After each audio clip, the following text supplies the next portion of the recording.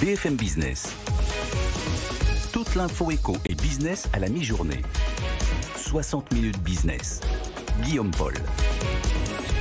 Voilà, midi 18, on est de retour sur BFM Business. Alors, notre futur lieu de travail, vous avez compris comment ça va se passer désormais. Ça va se passer soit en présentiel, le retour en présentiel, soit en télétravail. On va continuer un petit peu le télétravail. Et puis, il y a le coworking, dont on parlait déjà bien sûr avant la crise, mais qui là va essayer de se faire une petite place, même une plus grande place au soleil. On va en parler avec la patronne de la directrice générale en France et en Europe du Sud de WeWork, Rebecca Nachanakian. Bonjour, merci. Bonjour d'être avec nous. On va parler un petit peu de la façon dont les choses évoluent pour le coworking, pour vous qui êtes très présent à Paris notamment. On va d'abord écouter Marie Cœur de Roy. Bonjour Marie. Bonjour Guillaume. Qui est venue nous dire que l'immobilier de bureau, lui, dont on prédisait qu'il allait s'écrouler, non seulement il résiste dans cette sortie de crise, mais il fait mieux que résister, c'est ça Marie? Oui, c'est assez bizarre, c'est-à-dire qu'on était tous avec nos prévisions à 2,50 francs en nous disant, forcément, crise sanitaire, télétravail, on aura besoin de moins de bureaux, de moins de surface, et puis on sera beaucoup plus inquiet en tant qu'entreprise, donc on ne va pas s'engager sur du bureau classique. Oui, on a beaucoup dit ça.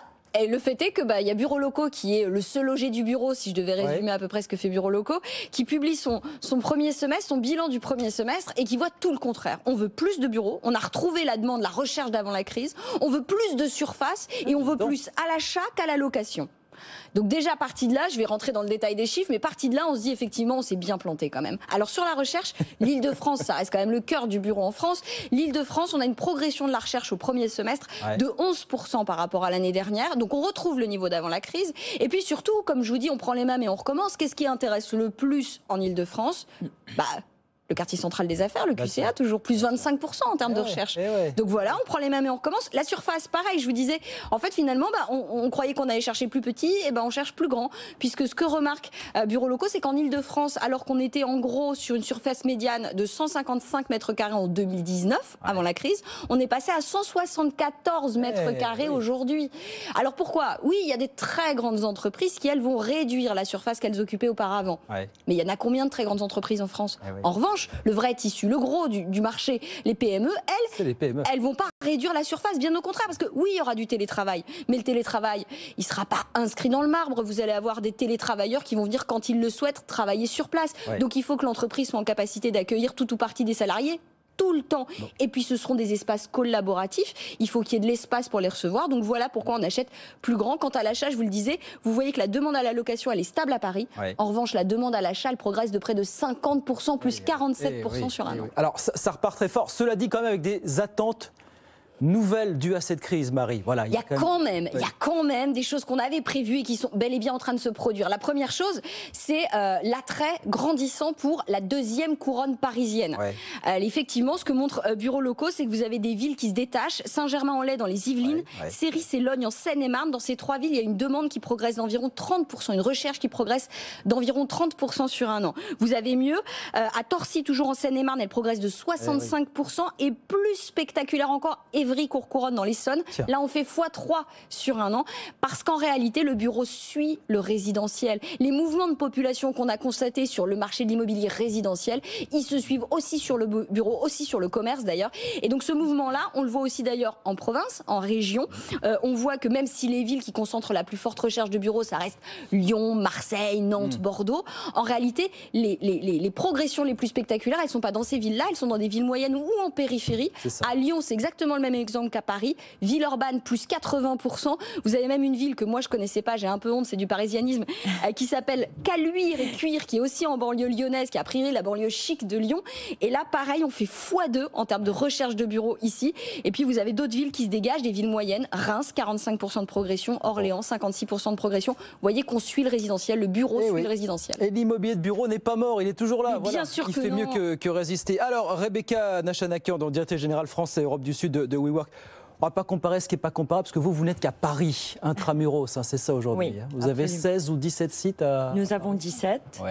Nous sommes en majorité dans le QCA. Donc merci Marie de mentionner le QCA. Nous sommes une entreprise globale. Nous offrons des espaces de travail flexibles. On met beaucoup de focus sur le décor, le design, et aussi on a un service qui est nos équipes communauté. Ouais. Le taux d'occupation de vos bureaux aujourd'hui à Paris, il est de combien le taux de remplissage aujourd'hui? Le taux d'occupation est solide. Nous voyons une augmentation de la demande. Nous avons à peu près 51% de notre business mix qui vient des grandes entreprises. Donc quand on parle de grandes entreprises, c'est les 450-500 employés. Et aujourd'hui, spécifiquement, on célèbre les meilleures ventes du mois de juin depuis le début de WeWork. C'est ça. Donc depuis 2010. On a vu une augmentation des visites commerciales dans nos bâtiments. On voit une demande du bureau flexible, du modèle hybride. Et surtout une demande du bien-être des employés. C'est ça. Et vous continuez d'ouvrir des sites à Paris aujourd'hui, hein, c'est ça, hein? Oui, on a ouvert en janvier 2 sites, le 106 boulevard Haussmann et 5 rue des Italiens. On a ouvert le 7 rue de Madrid en novembre. Et on a ouvert Bellini en juillet 2020 durant la pandémie. Je voyais ça avant la crise, le coworking, c'était, je crois, 1,5% des surfaces de bureaux à Paris.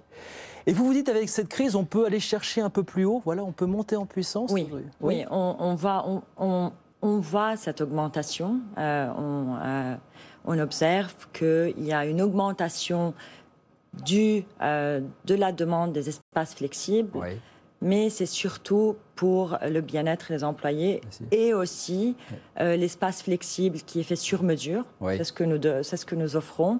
Donc, dépendamment des demandes des entreprises, vous pouvez avoir un étage entier ou un immeuble entier ou une desk ou un bureau. Mais aussi, on voit la demande qui augmente des PME. Comment vous expliquez, enfin, moi, c'est quand même très contre-intuitif. C'est-à-dire qu'au démarrage de la crise sanitaire, on se disait tous... Bon, le coworking, c'est peut-être un peu la fin du coworking, parce que moi, partager mon bureau avec 36 000 personnes qui seront passées avant, après moi, etc., c'est peut-être pas ce qu'il y a de plus sécure en termes de santé et de risques sanitaires. Comment vous expliquez finalement qu'aujourd'hui, votre solution, bien au contraire, est en train de devenir finalement celle qui va être privilégiée par les entreprises, quelle que soit leur taille? Ok, je vais répondre à cette question en 2 parties. En 3, si vous voulez. Prenez votre temps. Voilà. La première va être, donc, durant la crise, on a réagi très vite.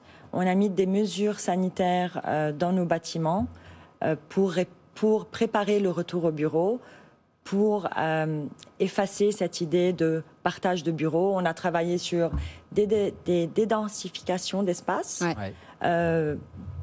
Une augmentation de l'aseptisation et du nettoyage de nos espaces communs, la circulation d'air. Donc, on a fait beaucoup de travail sur les bâtiments. Tout cela a été audité et certifié par Bureau Veritas, parce que notre priorité numéro 1 était le retour des employés et des membres dans un cadre qui est sécure et qui contribue à la santé.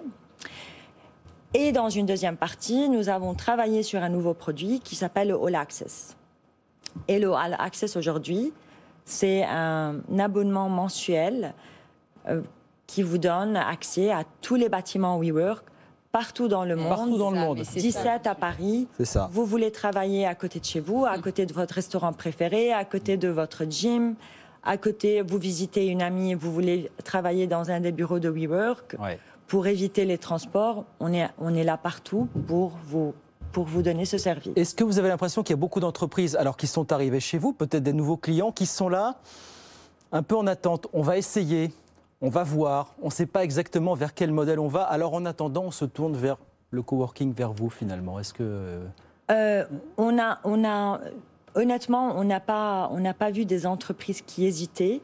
On a vu des entreprises qui ont franchi le pas, ça y est. Voilà, qui ont franchi le pas, qui veulent être dans un modèle flexible, qui veulent offrir à leurs employés le modèle hybride et qui sont là pour prendre des espaces, que ce soit grands, petits, moyens, dépendamment de leur demande et dépendamment de leur nombre d'effectifs. Mais ils sont beaucoup dans le bien-être des employés, donc ils sont prêts à payer un prix tant qu'il y a un service qui est offert à leurs employés. Mais je rejoins la question de Guillaume.